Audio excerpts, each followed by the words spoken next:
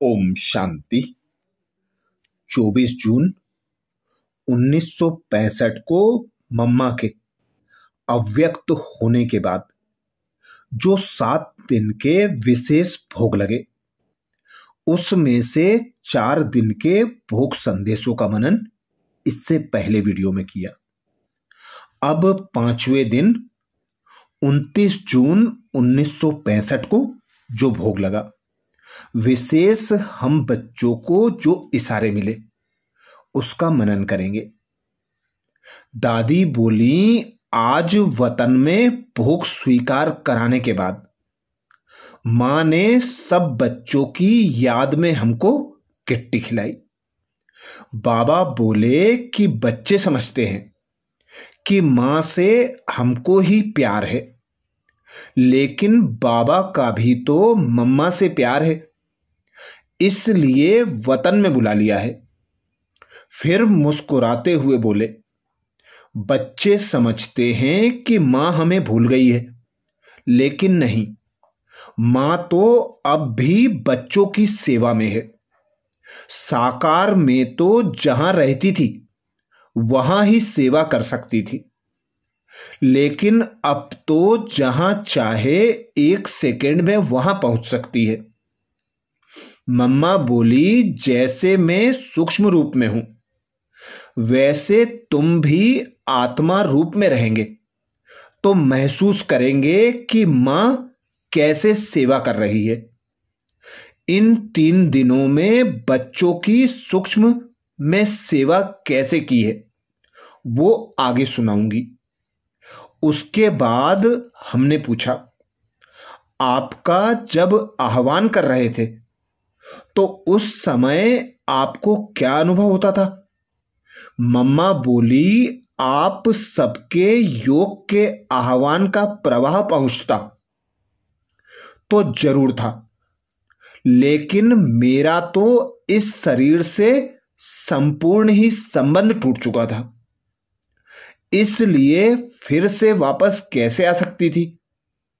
भले ही खींच होती थी और ऐसे महसूस होता था जैसे कोई चीज को अनेक चींटियां चटक जाती हैं और घसीट घसीट कर ले जाती हैं। वैसे सूर्य की किरणों समान माइट की तारें हम आत्मा को आकर्षण कर घसीट रही थी, लेकिन कर्म बंधन खत्म होने के कारण संकल्प ही नहीं उठता था कि जाना है, तो कर्म कैसे हो सकता था? फिर मम्मा ने सुनाया कि सारी रात जब आह्वान कर रहे थे तो बीच में 2 बार बाबा ने मुझे इसी शरीर में चक्कर लगाकर आने के लिए भेजा था कि अनुभव करो कि शरीर के बंधनवश आत्मा का क्या हाल होता है और शरीर के बंधन से मुक्त आत्मा उसी शरीर में जाती है तो कैसा अनुभव करती है, वह अनुभव करके आओ। भले ही 2 बार आई, लेकिन ऐसे लगा जैसे कि कोई पराई जगह चक्कर लगाने आई हूं और शरीर बहुत ठंडा हो चुका था, इसलिए भले ही आत्मा प्रवेश हुई लेकिन चुरपुर नहीं हुई।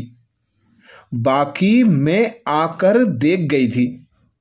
इस पर हमने कहा, मम्मा, जाते जाते हम सबको 4 से 5 बजे तक 2-3 बारी चेहरे पर मुस्कुराहट और चमक सी महसूस हुई कि मां आई है और सबसे मिल रही है। ऐसी रूरिहान कर स्थूल वतन लौट आई। 6ठा दिन विशेष भोग 30 जून 1965। दादी गुलजार जी कहती हैं, आज जब हम वतन गई तो मां साकार बाबा से मिलकर लौटी थी और आलमाइटी बाबा को समाचार सुना रही थी। हमारे पहुंचते ही मम्मा ने खुद ही बच्चों की याद प्यार का समाचार पूछा और बोली, देखो मैं साकारी रूप के बजाय अब सूक्ष्म रूप में मददगार हूं। बच्चों को मेरा यही संदेश देना कि अगर मां से प्यार है तो मां का यही कहना है कि साकार में साकारी बाबा के मददगार तो अब तुम बच्चे ही हो, तो पूरे मददगार हो चलते चलना और छोटी छोटी बातों पर ज्यादा मेहनत नहीं लेना।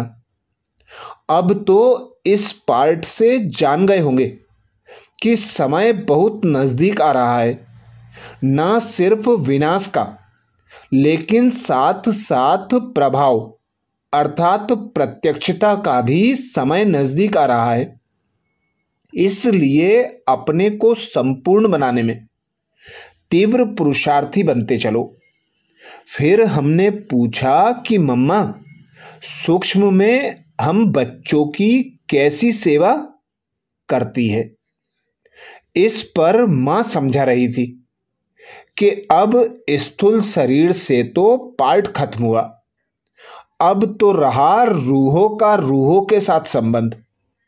तो जैसे शुरू शुरू में तुम्हें याद होगा कि मम्मा तुम्हारी रूहों से बात करती थी, इसी रीति यहां भी अभी हर बच्चे की रूह को इमर्ज कर उनके जो कड़े संस्कार हैं उन्हों को योग शक्ति रूहानी शक्ति से भस्म करने की सेवा चल रही है।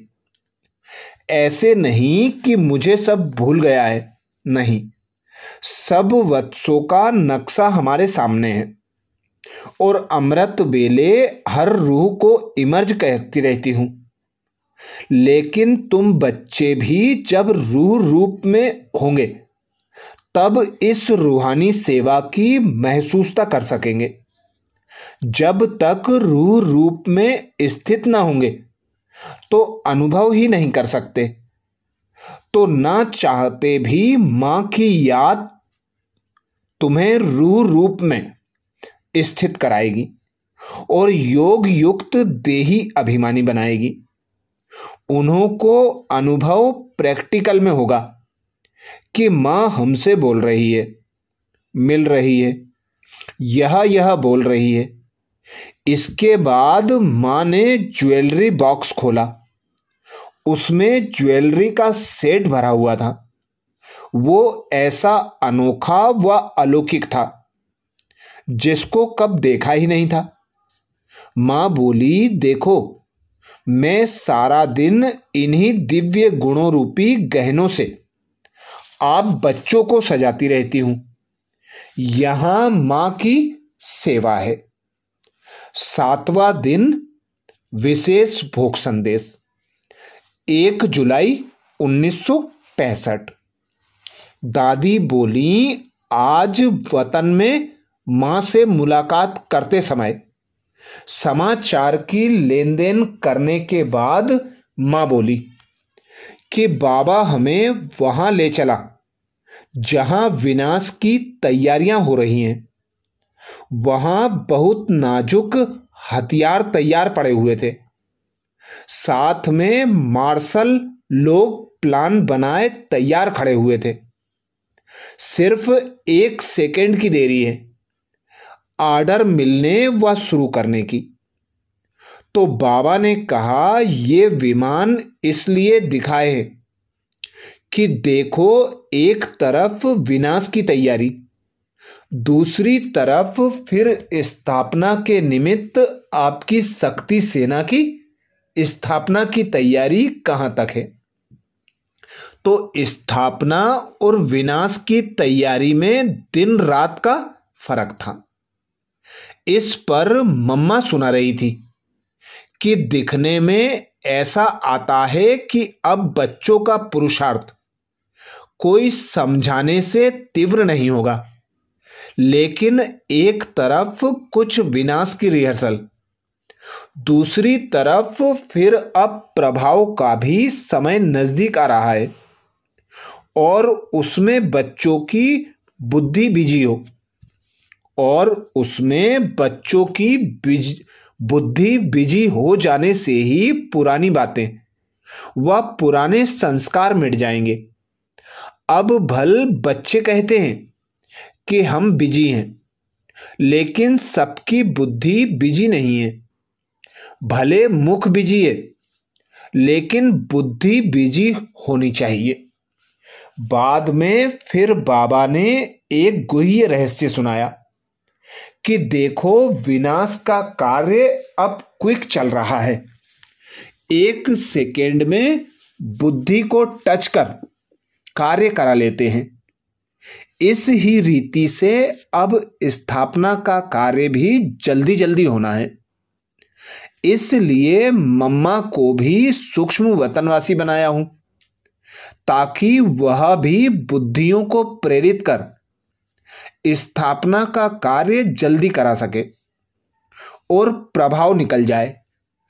इस प्रकार थोड़े समय में तुम बच्चे अंतःवाहक शरीर द्वारा अंतः प्रेरणाओं से की हुई मां की सेवा का प्रभाव देखते जाएंगे।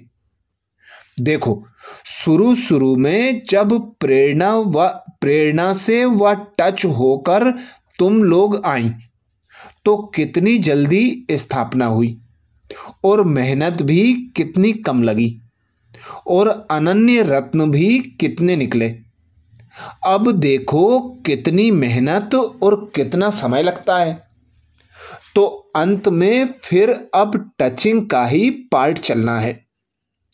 इसलिए बच्चों को यही समझना चाहिए कि अब समय बहुत नजदीक है।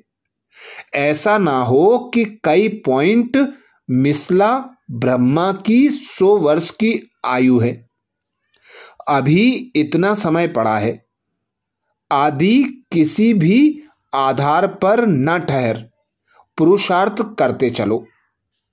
साथ में बाबा ने यह भी सुनाया कि किसी देश का बड़ा आदमी आदि अन्य देश में जाते हैं तो उनकी कितनी मेहमान निवाजी करते हैं और सब मुख्य चीजें खिलाते हैं, शेयर कराते हैं।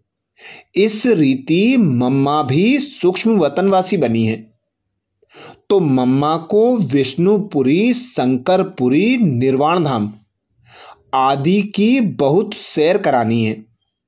अच्छा, आज गुरुवार है, मम्मा को भी निमंत्रण दिया हुआ है आने के लिए। यह तो बच्चों को बतलाया है कि अब मम्मा सूक्ष्म वतन में बाबा के पास रहने वाली है। बाबा को बुलाया, पूछा था कि इनको तो हमारे साथ अंत तक चलना था, फिर आपने इनको अपना साथी बना लिया। बाबा ने बोला, ड्रामा में जो नूंद है सो तो होगा ही, मुझे इनसे बहुत काम कराना है। इनका जो हिसाब किताब था वो भोगना से चुकतू हो गया। यह तो हमारा राइट हैंड है। बच्चों को मम्मा आकर सारा समाचार सुनाएगी कि अंत में क्या हुआ, कैसे चली गई, सब सुनाएगी। आत्मा को सब मालूम है ना। मम्मा को बहुत अच्छी लिफ्ट मिली है, इसमें तो और ही खुशी हो जानी चाहिए। अच्छा, गुलजार संदेशी उड़कर वतन में पधारी और प्यारी मीठी मां गुलजार के रथ पर सवार हो मधुबन पधारी। पहले पहले तो साकार बाबा से नैन मुलाकात कर हाथ में हाथ दिया। बाबा बोले, मम्मा आई है, पधारी है, अब बच्चों से मुलाकात करेगी और अपना समाचार भी सुनाएगी। प्राण मां ने महावाक्य उच्चारे। सब बच्चों का याद और प्यार का रेस्पॉन्ड करने के लिए यहां पधारी है। अब तक सूक्ष्म वतन में ही निवास करती है। शिव बाबा ने कुछ योग बल से, कुछ भोग बल से जो भी अनेक जन्मों का हिसाब किताब था वह जल्दी ही चुकता करा दिया। इसलिए अब निर्बंधन आत्मा बन जैसे आप बच्चों की सेवा में थी वैसे ही है और अंत तक साथ रहेगी। सिर्फ साकार व आकार का अंतर हुआ है, बाकी तो यह साथ अनादि का अविनाशी है ही। रोज बच्चों से मिलते भी रहते हैं, आगे भी मिलते रहेंगे। अंत समय में कुछ समय पहले कष्ट कम महसूस होने लगा था और अशरीरी कर्मातीत अवस्था का इस शरीर में होते हुए भी कुछ सेकेंड अनुभव हुआ था और उस ही अंत मते के हिसाब से कर्मातीत अवस्था की गति प्राप्त हुई। अंत में समय का यही अनुभव है। अब निर्मोही अनासक्त कर्मातीत कर्म बंधन मुक्त होकर सारी दुनिया की सेवा में शिव बाबा के साथ उपस्थित हूं। फिकर की कोई बात नहीं, हम बहुत राजी खुशी में हूं और आपके साथ हैं। इसलिए आप सब भी जल्दी जल्दी अनासक्त, अंतर्मुखी और अचल स्थिति को प्राप्त करो और अपने राज्य की स्थापना के कार्य में मददगार बनते चलो।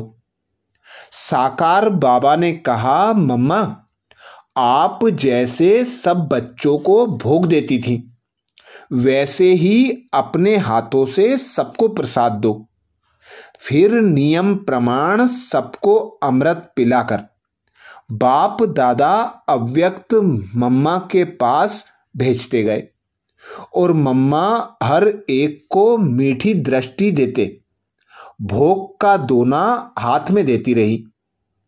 बीच में किसी से इशारे से सुख समाचार भी पूछती गई, किसी से खास मुस्कुराते मुलाकात की, कोई ने किसी की याद दी तो उसके प्रति फल भी दिया।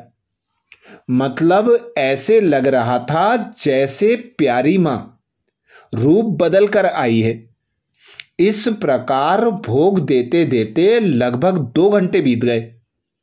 जब सबको भोग मिल गया तब बाप दादा मीठी मां के सामने संदली पर संदली रख बैठे और नैन मुलाकात के साथ साथ अव्यक्त मुलाकात होने पर हस्त कमल से प्यारी अव्यक्त मां को घर के फल और भोग का सगुन कराते हुए आम रस भी पिलाया गया।